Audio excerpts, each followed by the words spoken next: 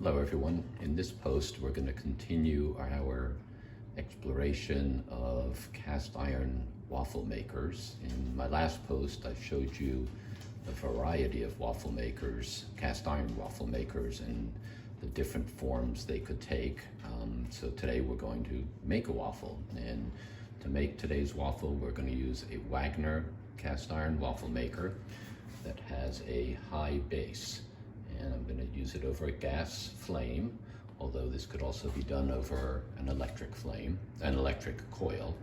And I've got a nice thick waffle batter here that I'm going to use to create waffle. But the first thing I'm going to do is take this brush, and I've got a little bit of oil on these waffle pans, and I'm just going to make sure that they're really well oiled, and oil everywhere on them, and make sure that they are ready to go.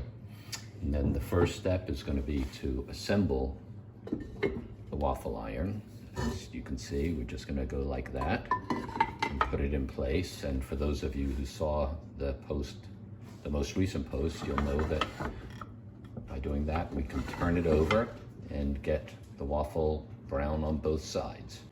So the first thing I'm going to do now that the waffle iron is assembled and oiled is I'm going to create a really nice high flame underneath, because you want to get the waffle iron really nice and hot before adding any batter. So as I turn this here, you can see I've got a good high flame going underneath this iron, and I'm going to let it heat up for 3 or 4 minutes to make sure it's really nice and warm. So the iron's been heating over a nice hot flame now for a couple minutes.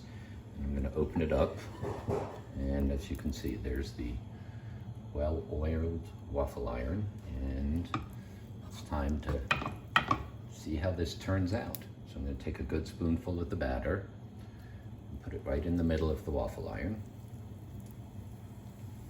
Maybe a little bit more, but I don't want it going over the edges. Everyone's familiar with making waffles when they spill all over the place, so I'm going to try and avoid that a little bit. So there's my batter. As you can see, it's sizzling nicely because the pan is really nice and hot. I'm going to close it up,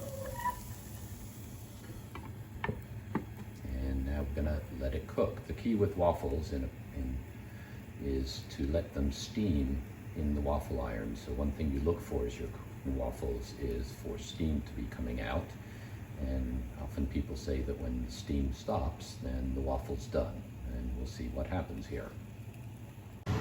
So this waffle has been cooking over high flame for 3 or 4 minutes. It was steaming pretty nicely, and it's pretty much stopped steaming now, so I think it's ready to turn over. Let's see how it's coming out.